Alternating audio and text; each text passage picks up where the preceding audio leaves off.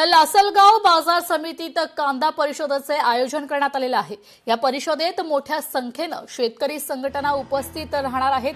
एनसीपीएफच्या कांदा खरेदी दरात वाढ करण्याची मागणी करण्यात आली आहे।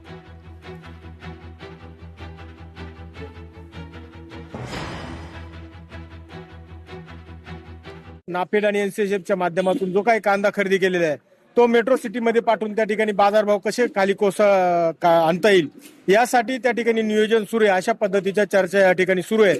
त्यामुळे शेतकऱ्यांमध्ये थोडासा संताप त्या ठिकाणी निर्माण होत आहे की अशा पद्धतीने जर कधीतरी एक 8-15 दिवसासाठी जर दर मिळत असेल तर त्या ठिकाणी कुठेही केंद्र किंवा राज्य शासनाने त्याच्यामध्ये हस्तक्षेप करू नये। हे जर ठराव राज्य आणि केंद्र सरकारने जर मान्य नाही केले तर भविष्य काळामध्ये आम्ही मोठ्या स्वरूपाचं आंदोलन करू आणि जंतर मंतरवर दिल्लीचा तख्त हे नाशिक जिल्ह्यातील नाही तर महाराष्ट्रातले शेतकरी दिल्लीच्या जंतर मंतरवर मोठ्या स्वरूपाचं आंदोलन उभं करू या ठिकाणी असं आम्ही जाहीर करतो। आज जो कांदा आज शेतकऱ्यांना थोडेसे 2 पैसे जास्त मिळत आहेत ते मिळू जावे, त्यांच्यावर ना शेतकऱ्यांवर बंधन आणावी ना व्यापाऱ्यांना सुद्धा मुक्त पद्धतीने तो लिलावात भाग घेऊ द्यावा, त्यांच्यावर कुठलेही बंधन आणणे आणि शेतकऱ्यांना सुद्धा किमान 1 ते 1.5 महिना हा कांदा मुक्त असताना खुल्या बाजारात विकू द्यावा।